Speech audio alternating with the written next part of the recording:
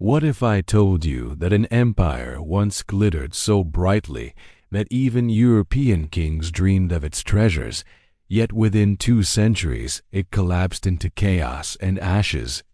And what if I revealed that at the heart of its rise and fall lay a single throne covered in gold, dripping with jewels, and whispered to be cursed?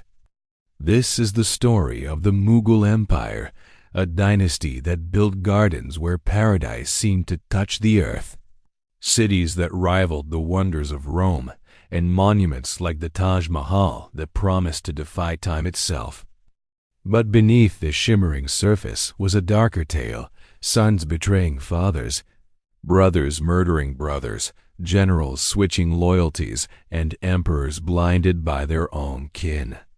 At the center of it all, the Peacock Throne gleamed like a beacon of power and a target of greed from Babur's daring march into Hindustan to Aurangzeb's iron-fisted rule, from the lavish courts of Akbar and Shah Jahan to the bitter struggles that tore the empire apart.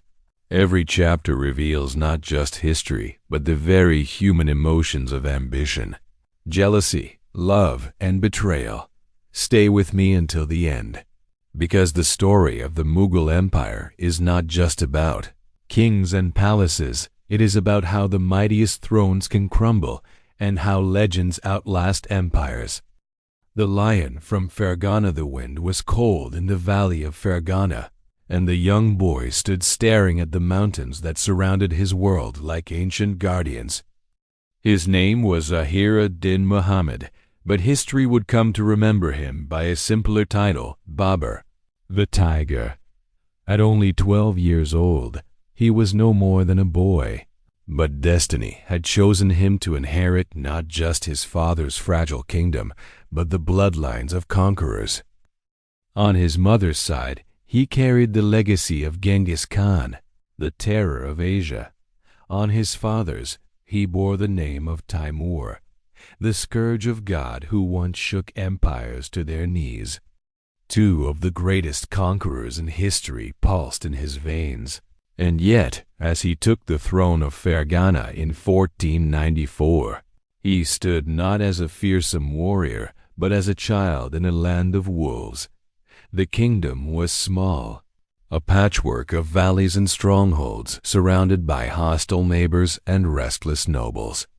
Every advisor whispered doubts. Could a boy defend his throne? Could he inspire loyalty in hardened soldiers who had seen more winters than he had summers?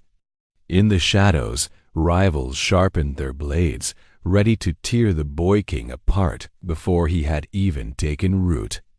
But Babur had one quality that neither age nor experience could gift: an unshakable belief in destiny. He was not meant to be a minor prince lost to time. He believed he was meant to rule an empire as vast and magnificent as the skies above Fergana, yet belief alone could not stop betrayal. Not long after he claimed his inheritance, his uncles, the cunning rulers of Samarkand, moved against him. Samarkand, the jewel of Central Asia, the city of his ancestors, was more than a prize. It was a symbol. Whoever controlled Samarkand commanded the heart of the old Timurid Empire. Babur, though young, knew he must claim it to legitimize his rule. And so, with trembling hands but fire in his heart, he led his first campaign. Imagine it, a boy still learning to wield his sword, yet already gambling everything on the dream of conquest. When Babur entered Samarkand for the first time in 1497, the city must have dazzled him. Its turquoise domes gleamed like the heavens themselves, its bazaars brimmed with silks and spices, and its scholars carried the wisdom of centuries. For a fleeting moment, he must have felt that fate had smiled upon him. But fortune is cruel. His hold on Samarkand lasted barely 100 days. Starvation, betrayal, and the endless shifting of alliances forced him to retreat. The tiger was driven from his prey, humiliated and weakened. Worse still, during his absence, Fergana, his birthright, had slipped from his grasp. He was now a king without a throne, a wanderer in the land of his ancestors, but it was in these darkest days that Babur's spirit hardened. Instead of surrendering to despair, he embraced the path of the conqueror. He wrote later in his memoirs, the Baburnama. With startling honesty, he admitted his fears, his heartbreak, even his tears. Few rulers in history have bared their souls so openly. This vulnerability made him human, but it was his resilience that made him unforgettable. Again and again, Babur attempted to seize Samarkand, enduring defeat after defeat. The city became an obsession, almost a curse. Each time he grasped for it, it slipped away, leaving him hungrier, more desperate, more determined that, by the early 1500s, Babur's fortunes shifted southward. He realized that clinging to Samarkand was like chasing a fading shadow. Instead, he turned his eyes toward Kabul, a rugged fortress city nestled in the Afghan mountains. Kabul was no Samarkand, but it offered something Samarkand could not: a secure base, a loyal following, and a gateway to the riches of Hindustan. When Babur captured Kabul in 1504, he found not only a throne but also a new vision. Here, he began to dream of India, that vast and fabled land described in the tales of travelers, overflowing with wealth, fertile plains, and legendary cities. If Samarkand had been the ghost of his ancestors, India would become the stage of his destiny. Yet even as he built his power in Kabul, Babur remained haunted by hardship. His campaigns were brutal. Supplies often ran low. His men deserted him in the dead of winter. At times, he had no more than a handful of loyal followers, trudging through the snow with empty bellies and fading hope. In one haunting episode, he described climbing a mountain pass with so few men that each soldier's absence felt like the loss of an entire army. And still, Babur pressed on, never surrendering to despair. For in his heart, he carried the conviction that his destiny had not abandoned him, it was merely testing his resolve. Years passed. Rivals rose and fell. Babur grew from a boy king into a hardened commander, scarred by loss, but sharpened by struggle. And then came the fateful year of 1526. Standing at the banks of the Yamuna River, Babur faced Ibrahim Lodi, the Sultan of Delhi, whose army dwarfed his own. The numbers were staggering. Babur commanded perhaps 12,000 men, while Lodi's forces swelled to nearly 100,000, with war elephants thundering like living fortresses. It was David against Goliath, and by all accounts, Babur should have been crushed beneath the weight of numbers. But Babur had something his enemy did not: discipline, strategy, and innovation. Drawing upon the techniques of Ottoman gunners, he employed field artillery and matchlock muskets, arranging his troops in a defensive formation known as the Tuluma. As Lodi's elephants charged, the Mughal cannons roared, filling the air with smoke and fire. The battlefield shook, men screamed, and elephants turned wild, trampling their own ranks in panic. In that chaos, Babur's smaller, disciplined force carved through Lodi's army with surgical precision. By sunset, Ibrahim Lodi lay dead, and Babur had achieved the impossible. Delhi was his. The Mughal Empire had been born, yet even in victory, Babur was not triumphant. His memoirs reveal a man torn between ambition and weariness, between conquest and the search for meaning. He confessed that his body was often racked with illness, his spirit weighed down by the endless burden of war. And yet he continued, because to stop was to betray the legacy of Timur and Genghis that he carried like a burning crown. But perhaps the most human moment of Babur's life came not on the battlefield, but in his palace. When his beloved son Humayun fell gravely ill, the emperor was struck with despair. Physicians gave little hope. Babur, who had faced countless armies without flinching, now faced the one enemy he could not outfight, death itself. And so, in a moment of profound devotion, he is said to have walked around his son's bed, praying to God to take his life instead.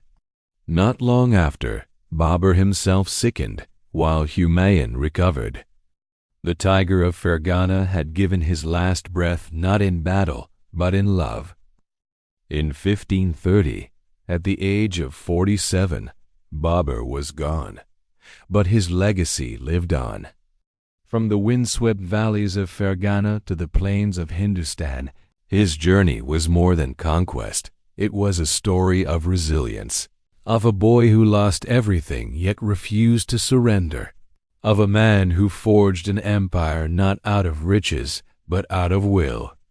And in the centuries to come, the empire he founded would glitter with palaces, echo with poetry, and cast shadows that stretched far beyond his lifetime. Yet the Mughal Empire's story was only beginning. Babur had lit the spark, but it was his son, Humayun, who would inherit both the throne and the burden. And his tale would not be one of triumph, but of exile, despair, and a fight to reclaim what seemed lost forever. The exiled emperor the throne Babur left behind in 1530 was far from secure. Though he had won Delhi with brilliance, it was still a fragile empire stitched together by uncertain loyalty. Into this uncertain seat stepped his son, Nasir ad-Din Muhammad, better known to history as Humayun, the fortunate. Yet fortune is fickle, and for Humayun, it often seemed like a cruel joke. When Humayun first ascended the throne at 22, the empire stretched from Kabul to Bengal in theory, but in truth it was a kingdom in name only. Powerful Afghan nobles still dreamed of restoring their own sultanates.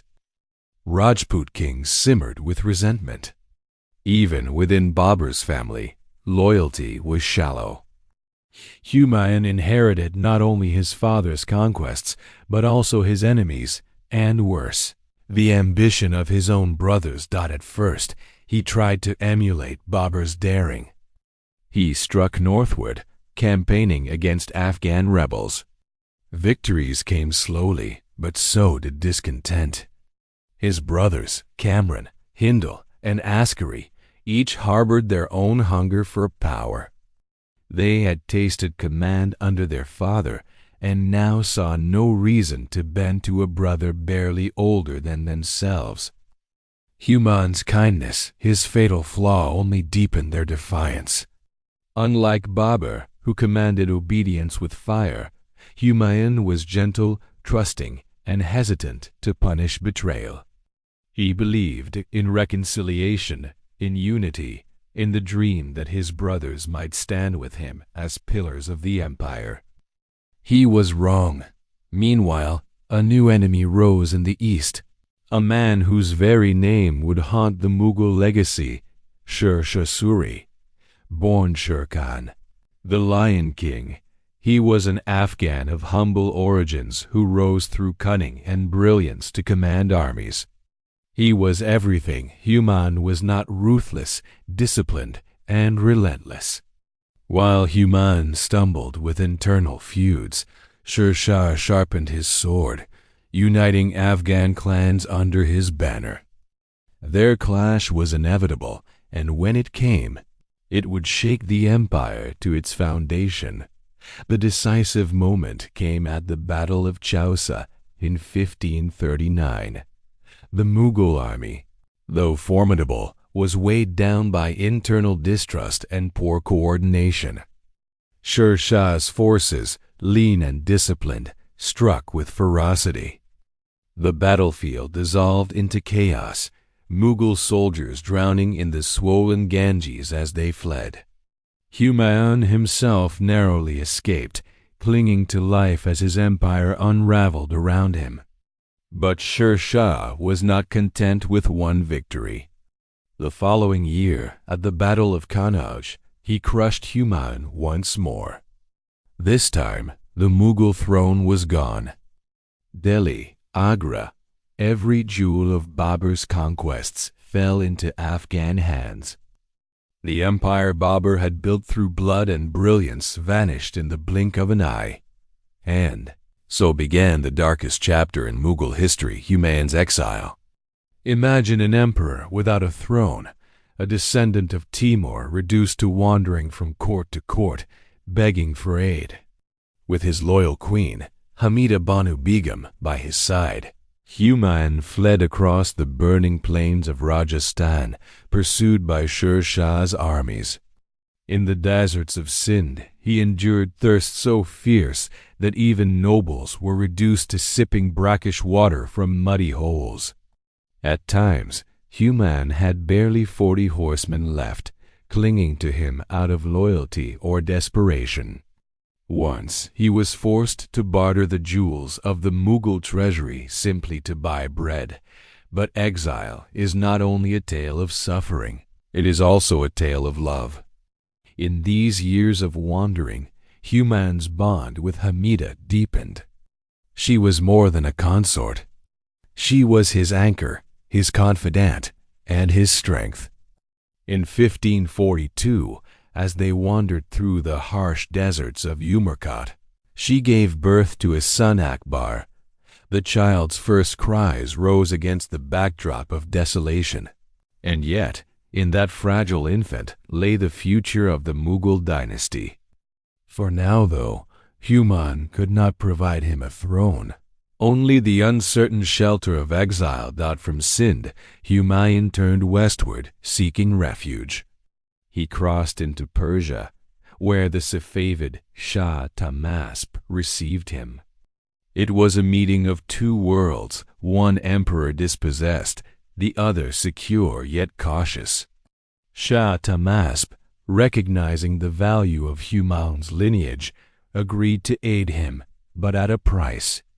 Humayun was asked to accept Shia Islam in a court deeply divided from his Sunni heritage.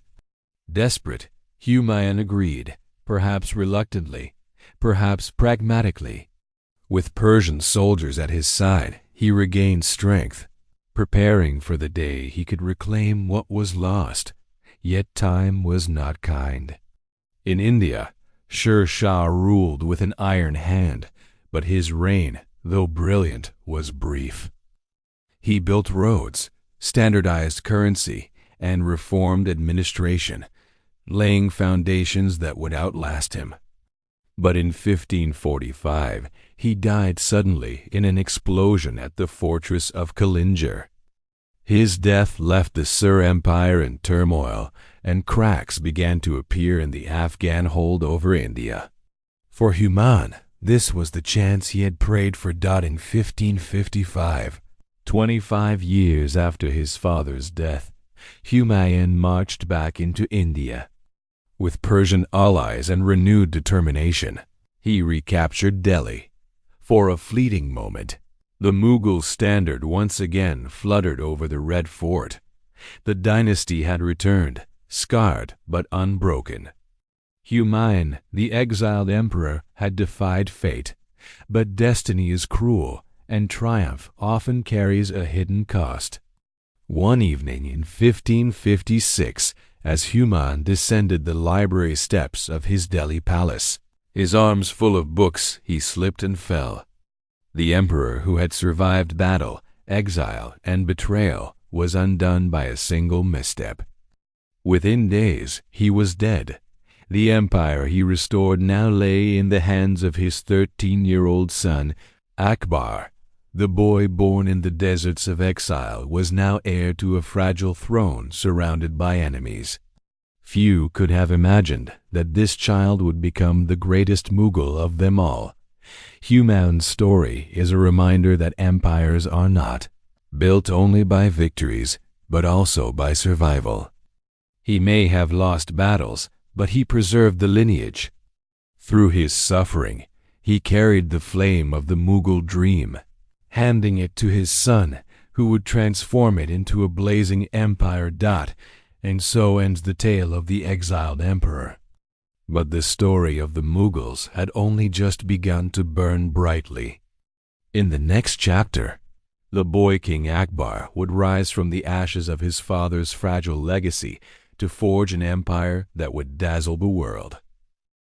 The boy who became Akbar the Great. The year was 1556, and the Mughal throne stood on the edge of ruin.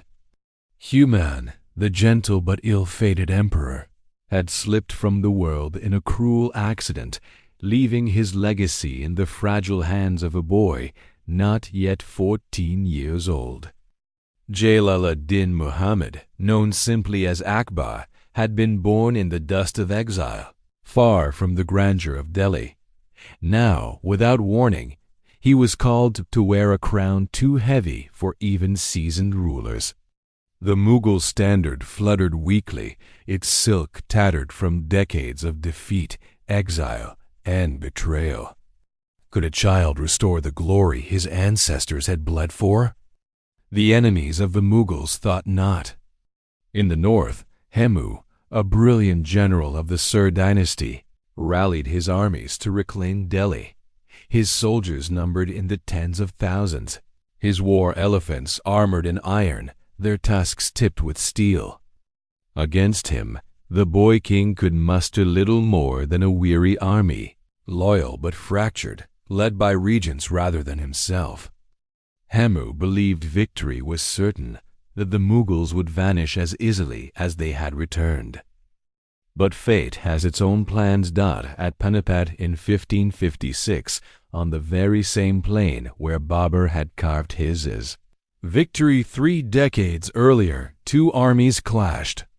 The Mughals, outnumbered, clung to discipline. Their cannons roared once more, shaking the earth, echoing the tactics Babur had pioneered. The battle raged until a fateful arrow struck Hemu in the eye. His army, seeing their leader fall, dissolved into chaos. Against all odds, the boy king had triumphed. The Mughal Empire, fragile and trembling, had survived its moment of greatest peril. Yet Akbar himself was not there to witness this decisive blow. At the time of Panipat, he was in the Punjab, under the protection of his regent, Bairam Khan.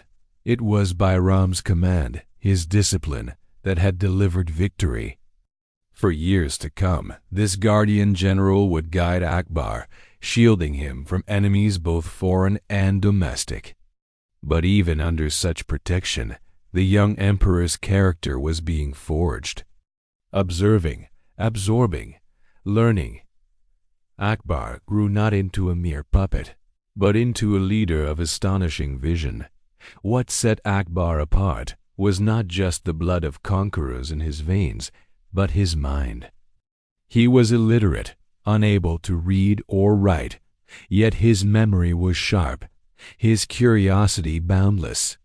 He devoured knowledge through conversation, through the debates of scholars, through the stories of travelers who filled his court. Where others saw a boy, destiny saw an emperor who would one day rule not by the sword alone, but by the power of ideas. But before he could become the great, Akbar had to survive. The early years of his reign were riddled with rebellion. His own nobles, jealous of Bairam Khan's influence, whispered treachery. Afghan chiefs rose in defiance. Rajput rulers tested the empire's strength. The Mughal throne, still so new, trembled on every side. And yet, Akbar's response was not panic, but patience. Slowly, as he came of age, he began to step out from the shadow of his regent. By 1560, at just 18, he dismissed Bahram Khan from power, taking the reins of the empire into his own hands. It was a bold act, one that signaled the arrival of a ruler who would not be content as a boy king. From this moment forward, Akbar's reign was marked by two qualities that made him unlike any ruler before him: his relentless energy for conquest and his audacious vision for unity. With sword in hand, he set about expanding the empire his father had nearly lost.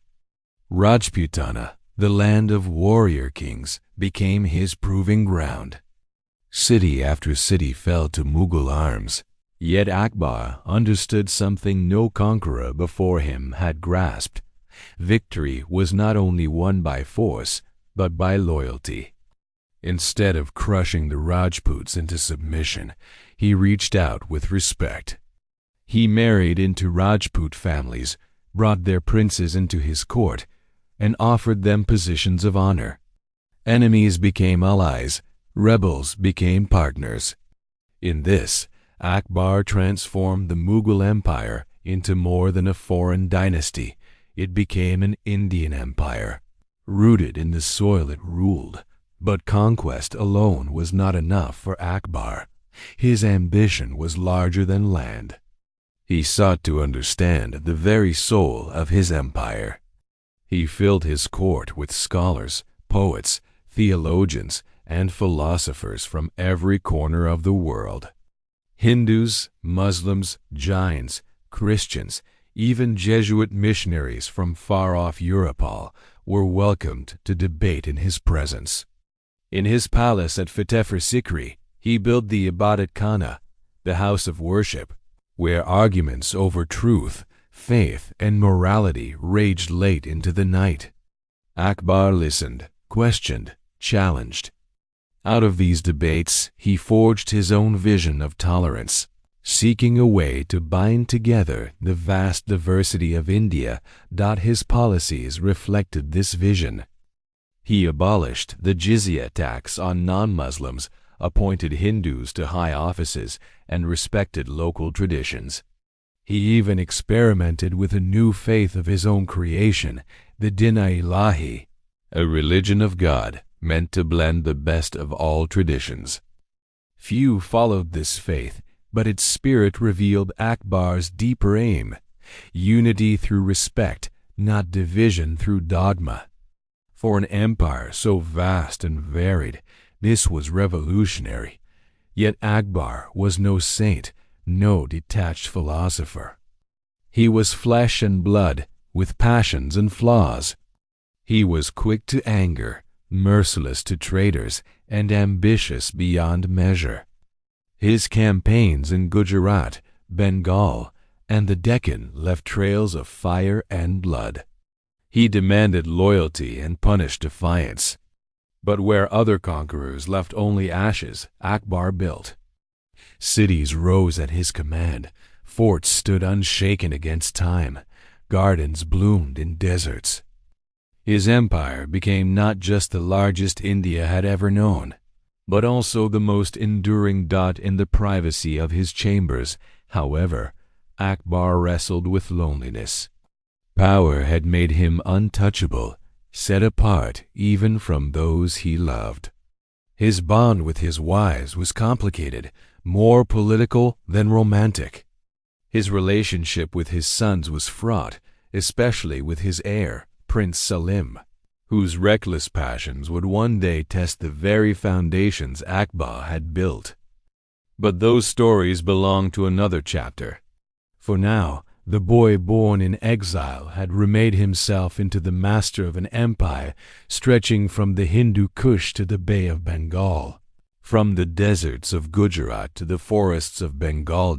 As the sun set over Fatehpur Sikri, the city he built as his capital, Akbar must have wondered if he had fulfilled the dream of his forefathers.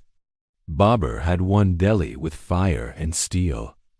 Humayun had preserved the dynasty through suffering, But Akbar had done something far greater.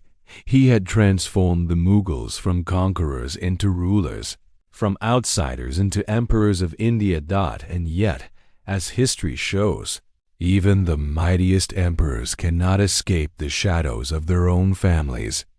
The empire Akbar forged in tolerance and brilliance would one day tremble under the weight of betrayal, addiction, and rebellion. The next chapter of this story would belong to his son, Selim, better known as Jahangir, the emperor torn between love and power. Jahangir and the War of Succession. Akbar the Great had forged an empire that seemed unshakable, yet beneath the marble domes and fragrant gardens, a storm was gathering. For even the greatest rulers must one day pass their crown, and it is in the moment of succession that dynasties are often torn apart.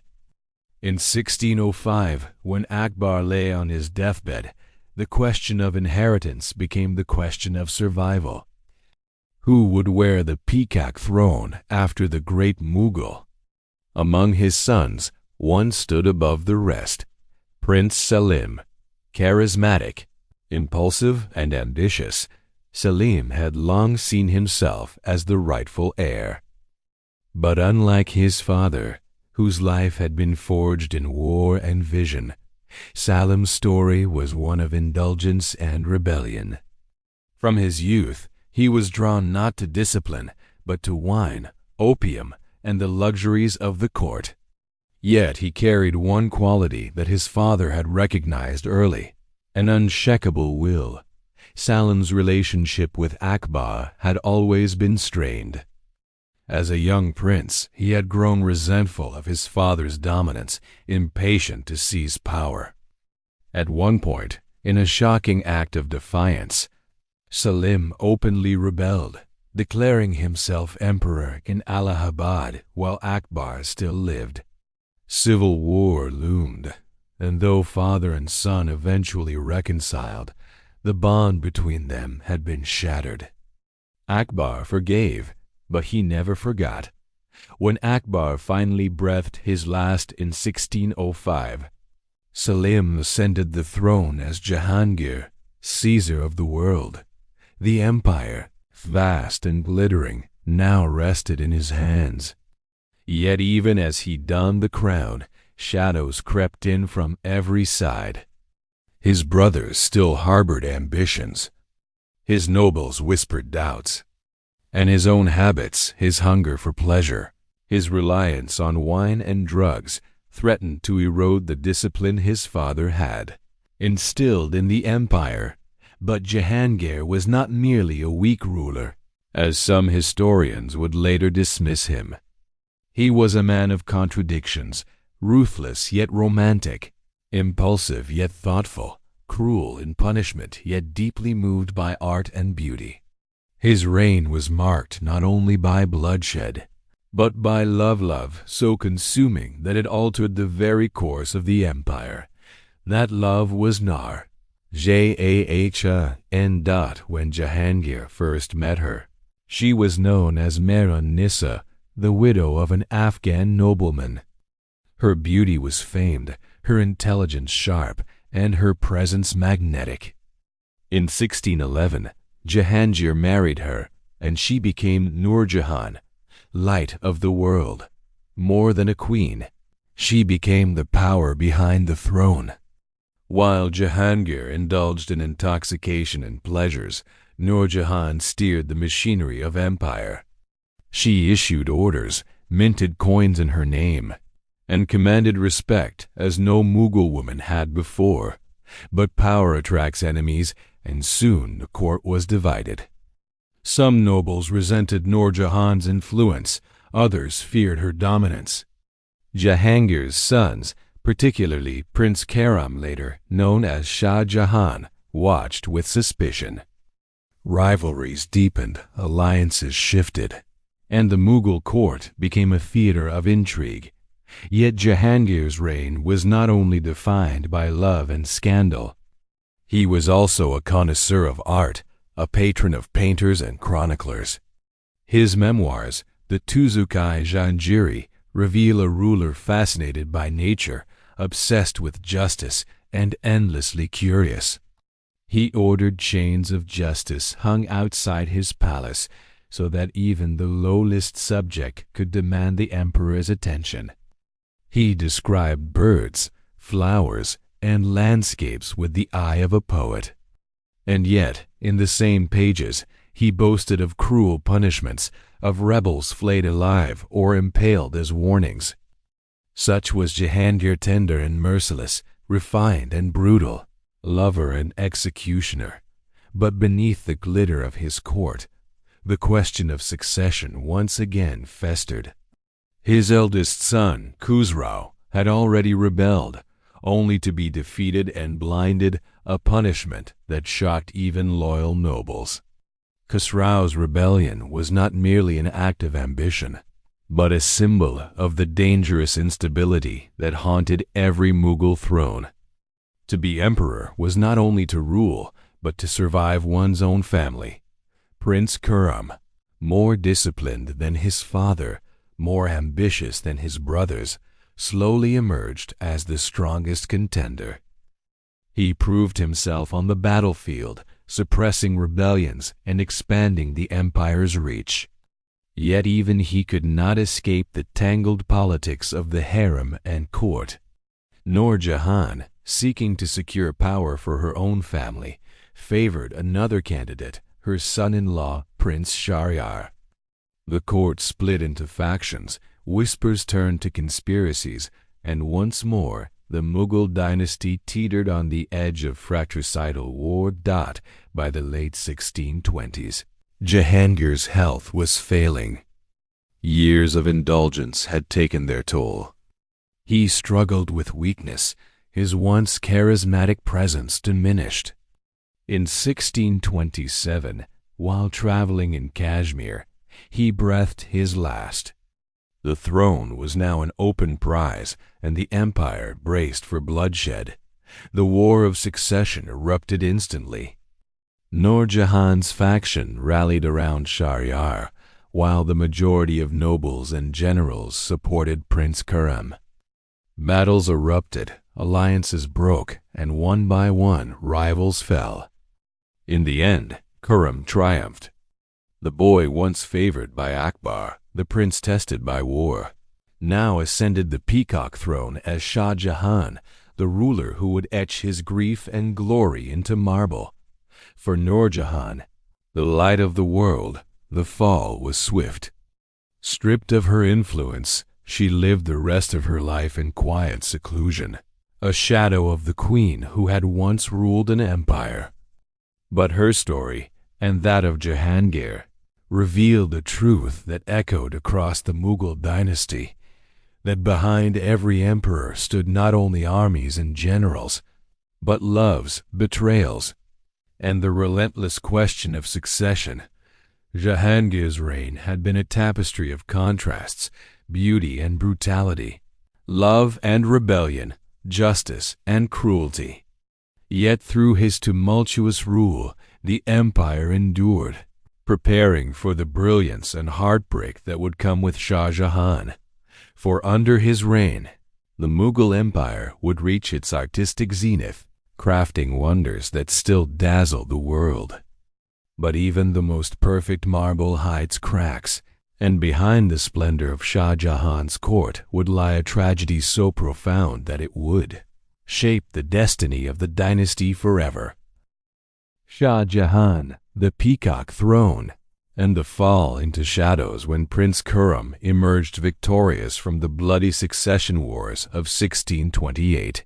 He assumed the title Shah Jahan, King of the World. He was not merely an emperor. He was a man determined to embody the very splendor of the Mughal dynasty. From the moment he placed the crown upon his head, he envisioned an empire that would dazzle all who gazed upon it. And for a time he succeeded. Under his reign, the Mughal Empire reached its golden peak, yet in that very brilliance lay the seeds of its decline. Shah Jahan was a paradox. Fierce on the battlefield, yet tender in love. Ruthless toward his rivals, yet obsessed with beauty.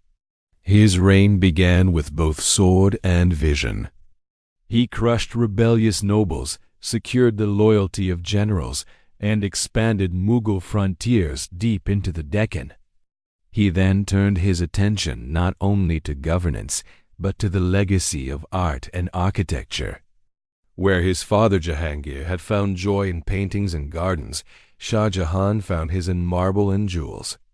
His empire would not simply be ruled, it would be immortalized, and at the heart of this vision stood one woman, Arjuman Banu Begum, known to history as Taj Mahal, chosen one of the palace. She was his confidant, his advisor, the mother of his many children, and the love of his life. Unlike many Mughal emperors whose harems teemed with rivals, Shah Jahan's devotion to Mumtaz was singular and enduring. Wherever he went, whether on campaigns or in the palace, she was by his side. Together, they were inseparable, their bond the heartbeat of the empire. But fate is merciless. In 1631, during the birth of their 14th child, Mumtaz Mahal died. Shah Jahan's grief was so profound that courtiers feared he might lose his will to rule. His hair turned white almost overnight. He withdrew from court, shattered. Yet out of his anguish emerged a monument that would transcend time, the Taj Mahal built on the banks of the Yamuna River in Agra. The Taj was more than a tomb. It was a love story carved in marble. 20,000 artisans, laborers, and craftsmen worked for over 2 decades. White marble gleamed under the sun, inlaid with semi-precious stones that shimmered like stars. Minarets rose like guardians, while the great dome seemed to float against the heavens. Visitors from distant lands stood in awe, and poets declared it a teardrop on the cheek of time. In building the Taj, Shah Jahan immortalized not only his grief but the glory of the Mughal Empire itself. Yet, while the Taj Mahal symbolized eternal love, the Peacock Throne embodied imperial power. Commissioned by Shah Jahan, the throne was an object of such opulence that it seemed stolen from paradise. Crafted of solid gold, encrusted with rubies, emeralds, and diamonds, including the legendary Koh-i-Noor, it was said to shine with a brilliance that blinded the eyes. Perched upon its golden back were 2 sculpted peacocks, their jeweled feathers fanning out in dazzling array. To sit upon the Peacock Throne was not merely to rule, it was to claim dominion over the very earth. But even as Shah Jahan's monuments rose, cracks appeared within the empire. The cost of such extravagance drained the treasury. Continuous wars in the Deccan bled resources and lives. The nobility grew restless, and famine spread in parts of the empire. Shah Jahan, consumed by grief and the pursuit of grandeur, began to lose touch with the struggles of his people. And in the shadows, his sons sharpened their ambitions. Among his many children, 4 sons stood as rivals: Nader Shah, the eldest and Shah Jahan's favorite, a philosopher prince drawn to mysticism and tolerance; Shah Shuja, the governor of Bengal, ambitious but unreliable; Murad, reckless and self-indulgent; and Aurangzeb, disciplined, pious, and ruthless. For years, Shah Jahan hoped Dara would inherit his throne, but the empire had never tolerated peaceful succession.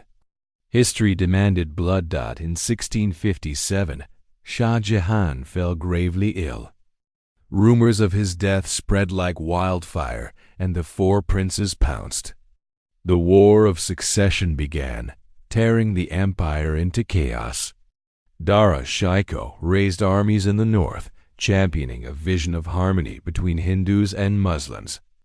Aurangzeb, cold and calculating, rallied the support of conservative nobles and generals who feared Dara's liberal ideas. The brothers clashed in battle after battle, each more brutal than the last. At Sanugar in 1658, the fate of the empire was sealed. Aurangzeb's disciplined forces defeated Dara's army, and the philosopher prince was forced into exile. Betrayed, captured, and humiliated, Dara was paraded through the streets of Delhi in chains before being executed. His dream of a more inclusive empire died with him. Shah Shuja fled, Murad was imprisoned, and Aurangzeb emerged victorious. The once devoted son now turned against his father. Shah Jahan, still weakened by illness, was confined to the Agra fort, imprisoned within the walls he had once commanded. From his marble window, he gazed across the Yamuna at the Taj Mahal, the resting place of his beloved Mumtaz. For 8 long years, he lived as a prisoner in his own palace, a broken emperor watching his empire slip away. In 1666, he died, still a captive. His body laid beside Mumtaz in the Taj Mahal, the lovers reunited at last. Aurangzeb now wore the crown. A man of iron will and rigid piety, he abandoned the tolerance of his forefathers. He imposed strict Islamic orthodoxy, reimposed the jizya tax, and expanded the empire through relentless warfare. Under him, the Mughal Empire reached its greatest territorial extent, stretching from the mountains of Kashmir to the southern tip of India. But his conquests came at a terrible price. Endless wars drained the treasury, rebellions erupted across the land, and resentment spread among Hindus, Sikhs, and even disaffected Muslims. The empire that had once dazzled with harmony now groaned under the weight of division, and so the brilliance of Shah Jahan's age faded into the shadows of Aurangzeb's reign.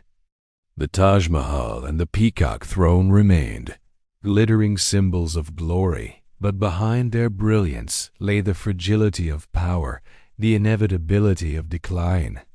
For empires, like emperors, are mortal. The Mughals had soared higher than any dynasty in India's history, but already the seeds of their fall had been sown. As Aurangzeb's reign dragged on into the early 18th century. The empire he inherited from Shah Jahan began to fracture. And when foreign invaders looked upon India, their eyes fell not on the vast armies of the Mughals, but on their treasures. In 1739, Nader Shah of Persia swept into Delhi, looted its riches, and carried away the Peacock Throne itself. The throne that had embodied the might of Shah Jahan was now a prize in a foreign court. The dynasty that once seemed eternal had entered its twilight. Yet even in ruin, the Mughal story endured. Their monuments, their art, their vision of empire lived on, haunting the world with echoes of glory and grief. The Peacock Throne may have vanished, but the Taj Mahal still gleams beneath the moonlight, whispering of love stronger than death. And so ends the saga of the Mughal Empire, a tale of ambition and betrayal, of beauty and blood, of emperors who dreamed of eternity but could not escape the shadows of time. Their empire fell, but their legends remain, carved in marble, painted in history, and carried forever in the human heart.